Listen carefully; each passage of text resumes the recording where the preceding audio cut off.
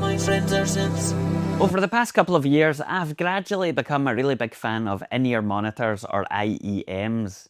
These can provide top-notch sound quality and also very effectively block out the world around you, all in a nice portable format. For that reason, IEMs have kind of become my go-to, both for making but also listening to music while travelling. It's so much more convenient to just throw a set of IEMs in my bag for long plane journeys than it is to use some bulky set of over-ear noise cancelling headphones, and to be honest, often the IEMs actually sound much better as well. I've really enjoyed exploring the different kinds of IEMs that are out there, and even though they're not exactly the easiest thing to do videos on, to be honest, I'm always interested in taking a look about to see what is new. So recently I embraced the opportunity to try out the Martillo from Punch Audio with figuratively and literally open ears. This is a set which was only recently released and was sent to me by Linsole for the purposes of, I guess, this. These IEMs are specifically designed and marketed to appeal to folks who like a lot of bass without compromising too much on clarity, and unlike some other headphones we might mention, they actually seem pretty well placed to deliver the promised 14 decibel boost of sub-bass. The IEMs come in a box which opens up in this kind of presentation style to display them in, quite a pleasant manner, which is a nice touch, especially when you're spending a few £100. Underneath you find a compact case which is sturdy enough to protect everything, but isn't too rigid or heavy. In the past I've tried other IEMs which come with really nice metal cases which are great and they feel very premium and everything, but they're not quite as handy for travelling with, especially when you need to pack lightly. Inside this case is all of the bits and bobs, including a 3.5mm and 4.4mm plug adapters, a selection of foam and silicone ear tips in various sizes, 2 sets of nozzle filter replacements, and the detachable cable. The cable itself is pretty good quality. It's nice and thick but not overly rigid, with 4 strands in total.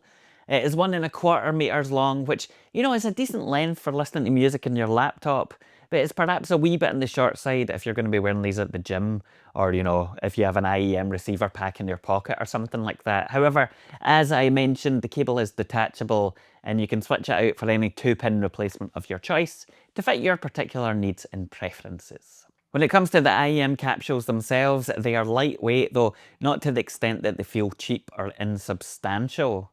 They've got a red outer shell with these black vein-style lines that bring to mind marble or something like that, though the colour isn't as bright or as garish as it might appear online, and I think this is a good thing because they kind of managed to strike the balance between looking quite cool and unique, but also understated, which is a bonus because lots of IEMs don't manage that balance.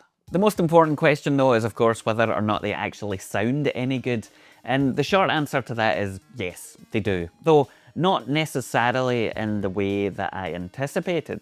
Initially I expected these to be overwhelmingly bass heavy IEMs, given all of the focus of the marketing, and to be honest, I was kind of looking forward to that, but in practice it's much more nuanced and experienced. Don't get me wrong, these definitely have a lot of bass, especially in the sub-region, but it doesn't kind of take over or muddy the entire frequency range or listening experience.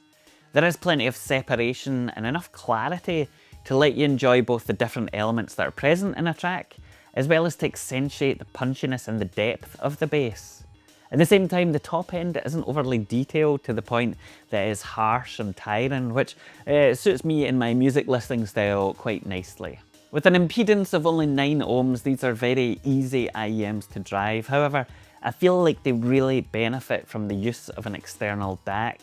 If you just whack them into your phone or your laptop and expect the bass to blow you away, you are likely to be disappointed, I think, but if you connect them up through even a basic USB DAC like the FIO E10, which is one of the ones I've got, and then crank up the low end, it really opens up a whole new dimension. The difference is really quite significant, and it can be pretty incredible with the right tracks. Once I discovered this, I spent a fair bit of time exploring music that is known for having a heavy bass focus.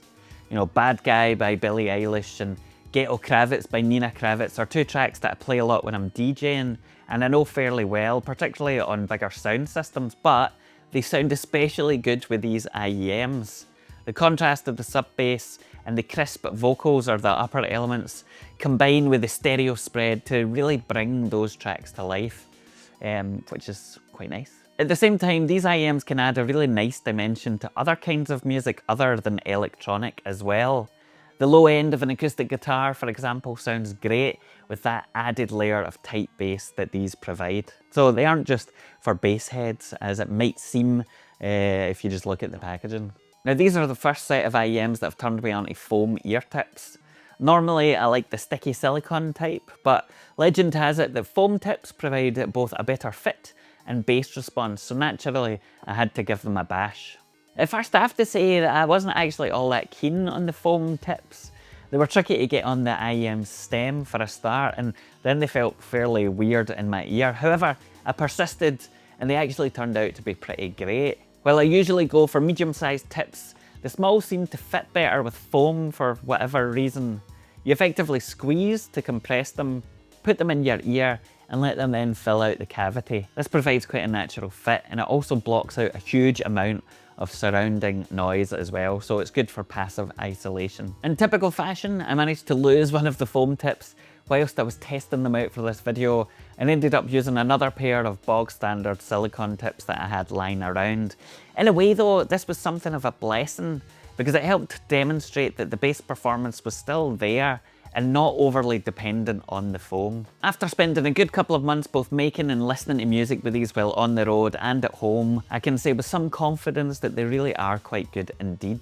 On their own, they provide punch and depth, along with a rather surprising amount of balance and clarity that means they aren't only suitable for listening to banging electronica. However, paired with a DAC and the low end dialed up, they properly come into their own with a huge amount of sub bass that somehow also manages to avoid descending into just pure sludge. The only other headphones that I've tried that are comparable to these in terms of that separation between low and high end with this kind of performance anyway are the ill-fated over-ear Neurophones, which I loved, but which were also incredibly uncomfortable and not portable in the slightest. After trying these out, I find myself again surprised by the versatility and actual differences between various pairs of IEMs and how they help me listen to and hear music in different ways. And yeah, I'm impressed. So, one for the bass heads? Yes. But I would say the discerning bass heads, like me, obviously.